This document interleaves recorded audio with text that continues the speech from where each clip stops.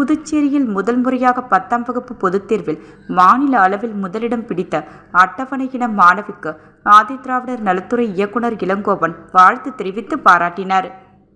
புதுச்சேரி நெட்டப்பாக்கம் பகுதியைச் சேர்ந்தவர் ஜானகிராமன். சுமை தூக்கும் கூலி தொழிலாளி. இவரது மகள் தீபஸ்ரீ தனியார் பள்ளியில் படித்து வருகின்றார். அட்டவணை இனத்தைச் சேர்ந்த மாணவி 10ஆம் வகுப்பு பொதுத் தேர்வில் 500க்கு 497 மதிப்பெண்கள் பெற்று மாநில அளவில் முதலிடம் பிடித்து சாதனை புரிந்துள்ளார்.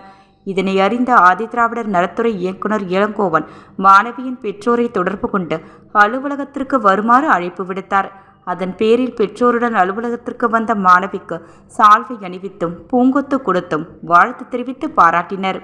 ஆதிதிராவிடர் நலத்துறை மூலம் கல்வி நிதியுதவி பெற்று மாநில அளவில் முதலிடம் பெற்ற மாணவியை அழைத்து பாராட்டு தெரிவித்ததற்கு இதுவே முதல் முறையாகும். முதலமைச்சர் ரங்கசாமியின் எண்ணத்தை நிறைவேற்றும் வகையில் IAS தேர்வில் வெற்றி பெற்று நாட்டு மக்களுக்கு சேவை செய்ய வேண்டுமென மாணவியை இயக்குனர் இளங்கோவன் வாழ்த்தினார்.